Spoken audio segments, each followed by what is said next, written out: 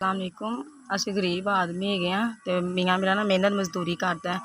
Thyroid ਦਾ ਮਸਲਾ ਹੈ ਮੈਨੂੰ, ਨਾਲ ਨਾ ਮਸਾਨੇ ਦਾ ਮੇਰਾ ਆਪਰੇਸ਼ਨ ਹੈ, ਮਸਾਨਾ ਫਟਿਆ ਹੈ ਅਤੇ ਇਹਦੀ ਮੈਡੀਸਨ ਖਾ ਰਹੀ ਹਾਂ ਮੈਂ, ਅਤੇ ਮਿਹਨਤ ਮਜ਼ਦੂਰੀ ਕਰਦਾ ਅਤੇ ਮੈਂ ਗਰੀਬ ਹੈਗੀ ਹਾਂ। 3 ਮੇਰੇ ਬੱਚੇ ਨੇ ਅਤੇ ਮੈਂ ਨਾ ਗਲੇ ਦਾ ਮਸਲਾ ਹੈ। ਉਹਨਾਂ ਨੇ ਕਿਹਾ ਕਿ ਤੁਸੀਂ ਮੈਡੀਸਨ ਨਾ ਖਾਂਦੇ ਰਹੇ ਜਾਂ ਆਪਰੇਸ਼ਨ ਨਾ ਕਰਵਾਇਆ ਤਾਂ ਕੈਂਸਰ ਦੀ ਅਲਾਮਤ ਬਣ ਸਕਦਾ। ਅਤੇ ਮੈਂ ਮੈਡੀਸਨ ਥਾਇਰਾਇਡ ਦੀ ਵੀ ਖਾ ਰਹੀ ਹਾਂ ਅਤੇ ਮਸਾਨੇ ਦੀ ਵੀ ਖਾਂਦੀ ਪਾਏ ਅਤੇ ਘਰ ਅਤੇ ਮੈਂ ਨਹੀਂ ਅਫੋਰਡ ਨਹੀਂ ਕਰ ਸਕਦੀ ਮਸਾਨੇ ਦੀ ਅਤੇ ਥਾਇਰਾਇਡ ਦੀ ਦਵਾਈ।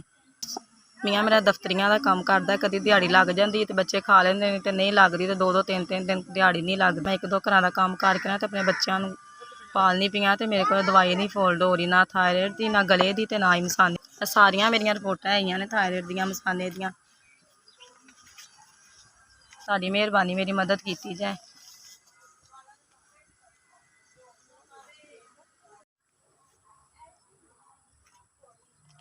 अस्सलाम वालेकुम। ਤੁਹਾਡਾ ਬਹੁਤ ਸ਼ੁਕਰੀਆ, ਤੁਸੀਂ 5000 ਦੇ ਕੇ ਸਾਡੀ ਮਦਦ ਕੀਤੀ। ਅੱਲਾਹ ਤਾਲਾ ਤੁਹਾਨੂੰ ਜ਼ਿਆਦਾ ਦੇਵੇ, ਅੱਲਾਹ ਤਾਲਾ ਤੁਹਾਨੂੰ ਸਿਹਤ ਤੰਦਰੁਸਤੀ ਦੇਵੇ, ਤੁਹਾਡੇ ਬੱਚਿਆਂ ਦੇਵੇ, ਤੁਹਾਨੂੰ ਇੰਨਾ ਦੇਵੇ ਕਿ ਤੁਸੀਂ ਇੰਝ ਹੀ ਗਰੀਬਾਂ ਦੀ ਮਦਦ ਕਰਦੇ ਰਹੋ। ਅੱਲਾਹ ਪਾਕ ਤੁਹਾਡੀਆਂ ਮੁਸ਼ਕਿਲਾਂ ਪਰੇਸ਼ਾਨੀਆਂ ਦੂਰ ਕਰੇ, ਤੁਸੀਂ ਇੰਝ ਹੀ ਗਰੀਬਾਂ ਦੀ ਮਦਦ ਕਰਦੇ ਰਹੋ। ਸਾਡੀ ਪਰੇਸ਼ਾਨੀ ਦੂਰ ਕੀਤੀ, ਅੱਲਾਹ ਤਾਲਾ ਤੁਹਾਡੀਆਂ ਪਰੇਸ਼ਾਨੀਆਂ ਦੂਰ ਕਰੇ। ਅੱਲਾਹ ਤਾਲਾ ਤੁਹਾਨੂੰ ਕੋਈ ਐਸੀ ਪਰੇਸ਼ਾਨੀ ਆਉਣ ਹੀ ਨਾ ਦੇਵੇ। ਅੱਲਾਹ ਤਾਲਾ ਤੁਹਾਡੀ ਖੈਰ ਕਰੇ, ਤੁਹਾਡੇ ਬੱਚਿਆਂ ਦੀ ਖੈਰ ਕਰੇ। ਅੱਲਾਹ ਤਾਲਾ ਤੁਹਾਡੀ ਖੁਸ਼ੀਆਂ ਨਾਲ ਝੋਲੀਆਂ ਭਰੀ ਰੱਖੇ। ਤੁਸੀਂ ਮੈਨੂੰ ਦਵਾਈਆਂ ਵਾਸਤੇ 5000 ਦਿੱਤਾ, ਮੈਂ ਤੁਹਾਡੇ ਵਾਸਤੇ ਮਜ਼ੀਦ ਦੁਆ ਕਰਾਂਗੀ। ਅੱਲਾਹ ਤਾਲਾ ਤੁਹਾਨੂੰ ਸਿਹਤ ਤੰਦਰੁਸਤੀ ਦੇਵੇ।